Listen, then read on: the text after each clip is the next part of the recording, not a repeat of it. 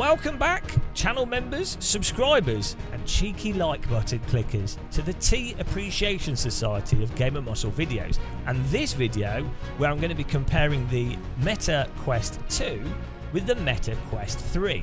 And this video is specifically for people that are looking to buy one of these headsets, either new or who have a Quest 2 and are thinking, oh, should I upgrade to a Quest 3? I just don't know. So in order to help you guys and to go through this, one of the things I have done is I've got a DJI Pocket 3 here, which is absolutely bloody incredible as a vlogging camera. I put the wide angle lens on it and I popped that in front of the lenses, so that should help give an idea of what the different quality image is like through the various headsets, although it's not going to be like what it looks like with your eye. If you're interested in this DJI Pocket, by the way, check out our review on it. I absolutely love this camera. So yes, the two headsets. Before I get into the differences as well, it's worth saying that it's the 1st of the 2nd, 2024, and at this point in time, there's only the Quest 3. Later this year, it looks like a Quest 3 Lite is going to come out, and that will likely use Fresnel lenses instead of pancake lenses, and maybe have some other features removed from it, but largely be very similar to what the Quest 3 is, and that will be a lot harder for people to choose for PC VR, for example, than this choice between the Quest 2 and the Quest 3. But at the moment, we've only got these two headsets, and with the Quest 3 coming out, you're already starting to see a lot of the Quest 2s appearing second hand, and the price of this has obviously just got cheaper and cheaper over time. So keeping the pricing in mind, I would say, if you can, obviously buy the more expensive headset. But no, if you're buying a headset brand new, the Quest 3 is substantially better than the Quest 2. And the main ways that it's substantially better are that the lenses is probably the biggest thing, in that the image is very clear edge to edge. The sweet spot is absolutely huge, and it makes the image super comfortable to look at, way more comfortable than pretty much any other headset that I've used. I actually find the Quest 3 more comfortable than the Vario Aero in terms of just how you can look around the image, and everything's sharp, and it just makes sense. The resolution of the Quest 3 is also a little bit higher than the Quest 2, and the field of view of the Quest 3 is also a little bit higher than the Quest 2, but it feels a lot higher than the Quest 2, even though I don't think it's a huge amount, but it's enough that makes quite a difference. Now, also, and this is weird that this applies to PC VR, the Quest 3 runs a lot faster than the Quest 2, and it means that you can have a higher bitrate using a link cable, and presumably also higher bit rates when using virtual desktop and other tools for like linking, AirLink and what have you. I've not tested all of them out, but based off the link cable, I'd imagine this applies as well, and it just seems to work much more seamlessly with everything. It connects faster, it interacts faster. I have fewer issues when I've used this with the PC. It's just a lot more seamless and a much more pleasant device to use on its own, but also when you plug it into a PC. Now, I would say, so if you're on an absolute budget and you wanted to get a VR headset for, like, let's say this is £200 or £150, the Quest 2 will let you get into VR. Obviously, you can play games on the headset itself. It's got the hand tracking and everything. You can really enjoy VR. You can really experience VR, and it's a great way for a new person to try VR for the first time. And when using a link cable and with simulators, it feels like you're sat in a car, or it feels like you're sat in a plane. You can see what's going on with it. You can play the games perfectly fine. It passes a resolution on the headset where you don't feel crippled, like you don't feel like your eyes don't work at all. But it is definitely a lot blurrier than the Quest 3, and I do find this a lot more fatiguing to use than the Quest 3. Like, immediately, as soon as you put this on, you feel like you can't fully focus on things. Maybe stuff that's right next to you, but if you're looking into the distance, flight sims, driving sims, you really do notice fatigue. And then a big thing with the Quest 2 is that when you look around you, stuff at the edge is like quite blurry, additionally blurry. A lot more sort of fringing, and that, you know, that just kind of uncomfortable. So you have to look your head more to actually see stuff at the side and actually resolve things. And even then, even when you're resolving stuff, as I say, it's never as sharp as the Quest 3 is.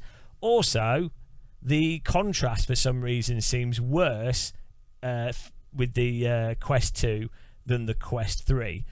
But the biggest issue with the Quest 2, and this for me is the deal breaker, or the game, not a game changer, a game breaker, is with the Fresnel lenses, or these lenses and lenses that are on a lot of VR headsets, older VR headsets.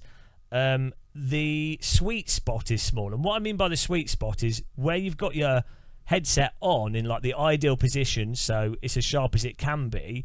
If you move the headset just a small amount, or it wobbles, or the IPD is slightly wrong, then the image gets substantially more blurry, and that is just really not a problem with the Quest 3. Like, you can have this headset be really wrong, or your IPD be really quite wrong, and is still really sharp and in focus.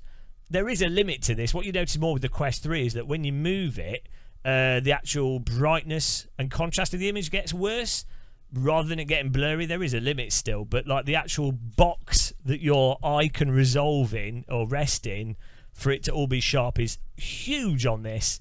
And so when you're driving, I never really have to adjust the headset after I've got going. Or if I'm playing room scale games, I'm not having to constantly get the headset into a sweet spot so I can see clearly.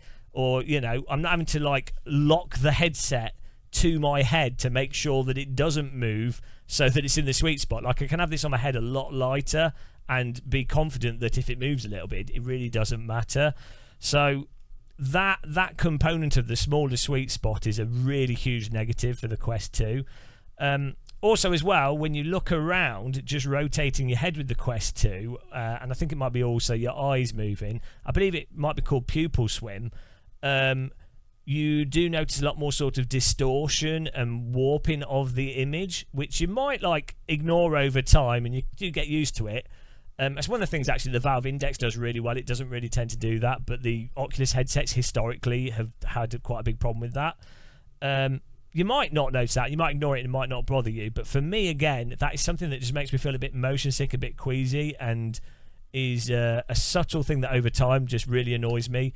And it's something that's not a problem on the Quest 3. Like, the image, as you turn your head or move your eyes around and everything, it looks like it looks right. It looks a little bit like, you know, when you wear glasses, it's not completely perfect, but it really feels, it just feels natural. It feels like a much more natural image, whereas this feels like a VR headset image, if that makes sense.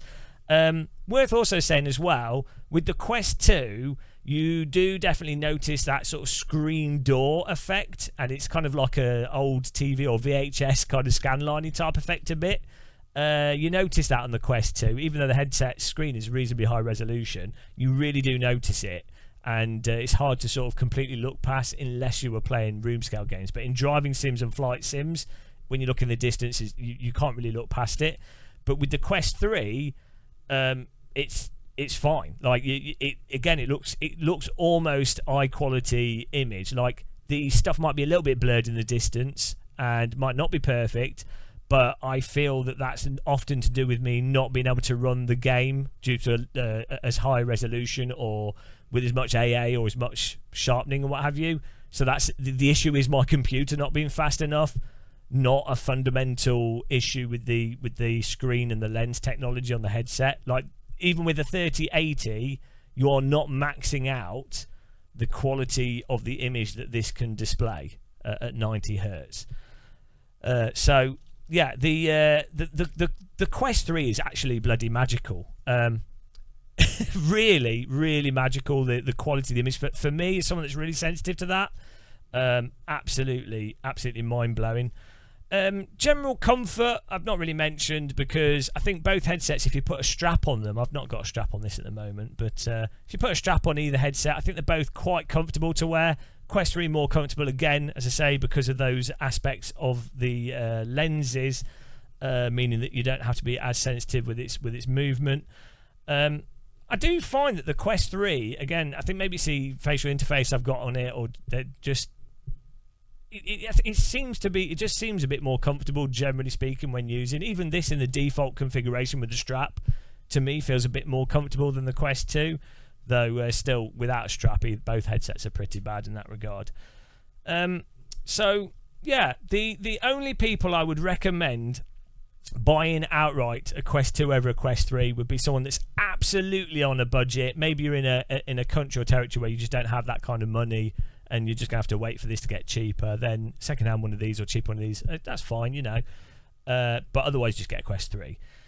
The upgrade component of this, if you already had a Quest 2 and you're like, shall I get a Quest 3?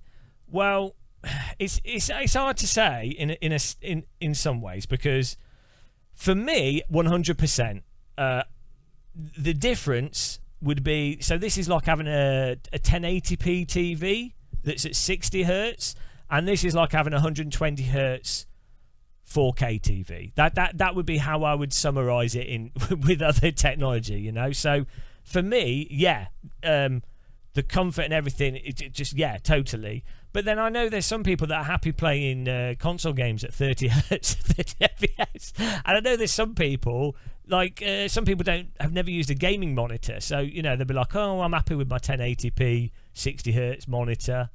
Whereas I'm the type of person, I don't know, I'm a bit weird, but like after using an OLED screen, I'm like, oh dear God, I find it impossible to use a non-OLED screen. It's just really, really noticeable. Or once you use a gaming monitor, go to like 120 hertz or even 90 hertz over 60 hertz. It's like, okay, I just can't use 60 hertz anymore.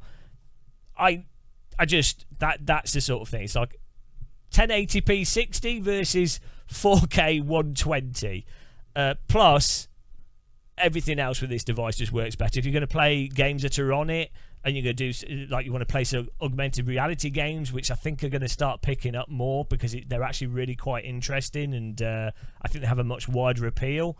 And yeah, just the general clarity and quality. I mean, if you're going to be playing stuff like Pavlov, you play Onward, either if you're playing it on the headset or if you're playing it through your PC.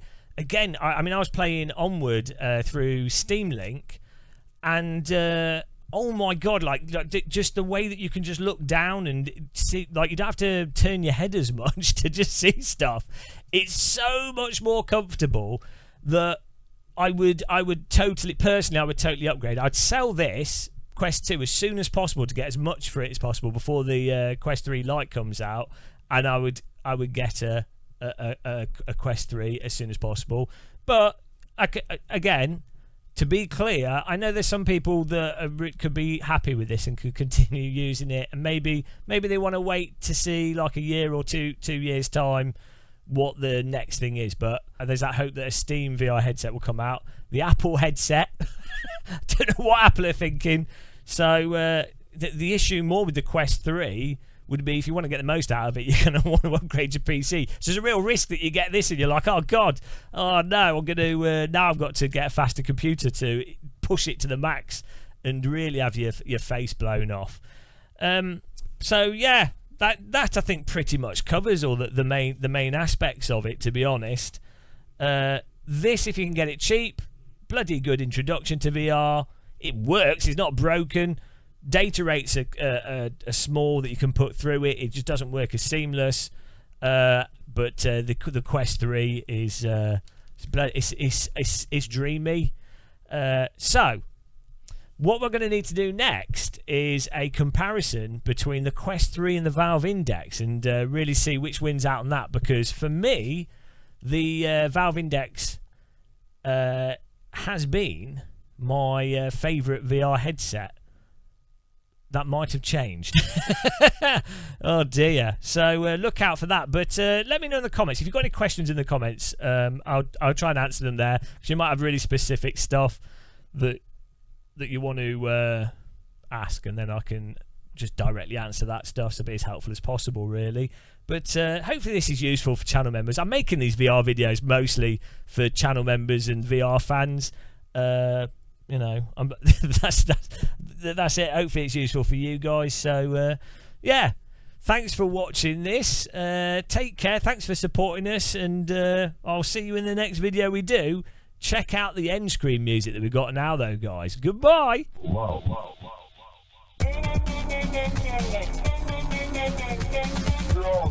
Slow, slow, man. Slow, slow.